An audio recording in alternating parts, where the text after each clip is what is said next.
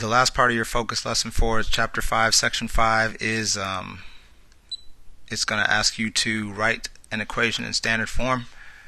And standard form for the most part is just simply ax plus by equals c. We've learned, for example, that y equals mx plus b is slope-intercept form, and what they're going to want you to do is change that over to a form where you have some number attached to x, some number attached to y, and a constant all by itself. So this is what they're wanting us to do with the equation as we work through.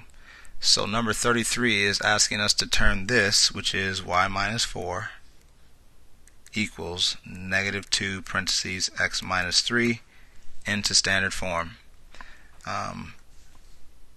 The example that they give, problem 4, really doesn't give us much outside of the fact that it took it from slope-intercept form and did some work, which I think I'll have to probably show you in just a second, but this doesn't really apply to what we did. I just know that we ended up with something attached to x, something attached to y, and a number on the other side. So ax plus by equals c, which is standard form. So I think we just need to just kind of fight our way through this one. The first thing I taught, or that we learned when we were in algebra, I hope, is that whenever you're trying to solve, parentheses really don't help us. So let's rewrite the y minus 4 and do this distributive property. Negative 2 times x is negative 2x.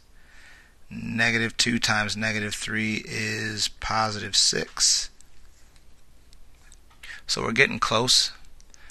And again, keeping in mind we want our x and y on the left, we want our numbers on the right. So what I'm going to do now is I'm going to move this negative 2x. And the way that I move this negative 2x is by adding 2x to both sides. Now, 2x does not have anywhere to fit in because it doesn't go with y. It doesn't go with 4, so because I know it's going to be in front anyway, I'm just going to move it in front and bring down everything else. Plus y minus 4 equals, that goes away because they canceled, equals 6. And the last thing I'm going to do is I have x over here, I have y over there. I need any numbers that don't have a variable on the other side, so I have to move this 4 to the right,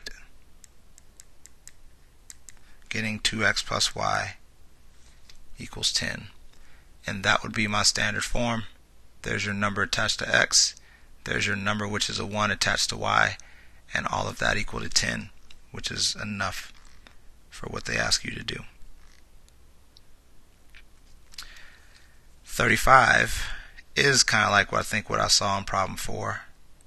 So let's, after we write this down, let's look back and see exactly what they did to help out here, because the key thing about this question is that it has a fraction, and I see that this has a fraction also. So with this here, you've got the y equals negative 3/7 x plus 5. We don't like the fraction. I don't think they like the fraction either.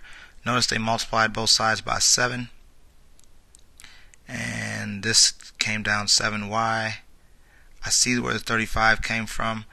What about the other one? So what we learn is that whenever you multiply a number times a fraction, that the whole number just multiplies up to the top. So pretty much you end up with 7 times 3, which makes negative 21, over 7, which when you simplify that is where they get the negative 3. So pretty much by multiplying by 7, in the end our 7's actually cancel, or they reduce each other and they simplify each other to make the fraction go away. So I think everything else would take care of itself once we've gotten rid of the fraction, and it looks like they just they used the number that's at the bottom of the fraction.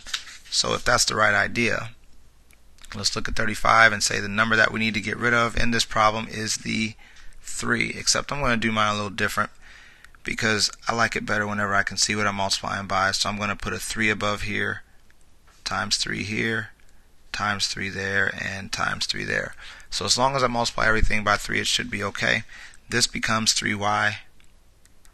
Like I told you earlier, whenever you multiply a whole number times a fraction, it gets multiplied there. So this becomes 3 times 2, which is 6 over 3x.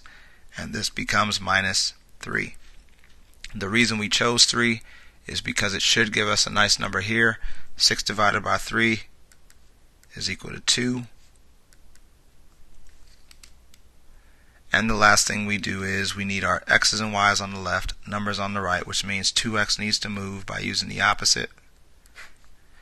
This is going to go away because 2x has nothing to go with. We put it up front where we want it to be,